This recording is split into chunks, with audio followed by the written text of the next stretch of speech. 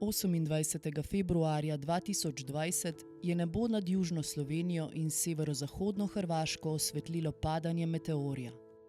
V ozračju se je razletel in na širše območje Novega mesta so popadali posamezni fragmenti tega nebesnega telesa, ki izvira iz asteroidnega pasu med Marsom in Jupitrom.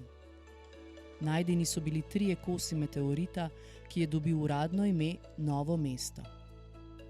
Prvi kos z maso 203 grame je našel Gregor Kos 4. marca.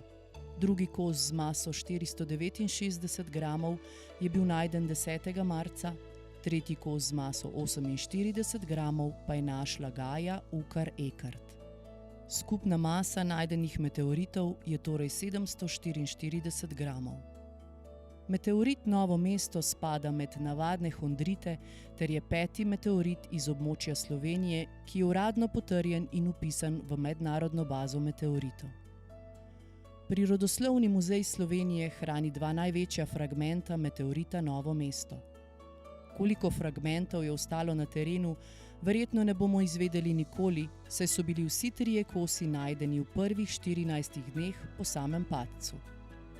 Po predvidevanjih strokovnjakov naj bi bilo na širšem območju Novega mesta vsaj 100 kosov, med katerimi bi morali biti tudi taki z maso več kot 50 kg. Meteorit Novo mesto sodi v sam vrh svetovne naravne dediščine, saj je šele 34., kateremu so astronomi natančno določili orbito oziroma pot, po kateri je krožil okoli Sonca. Oba primerka meteorita si boste lahko ogledali od sredine decembra v geološki vitrini četrtletja v Prirodoslovnem muzeju Slovenije.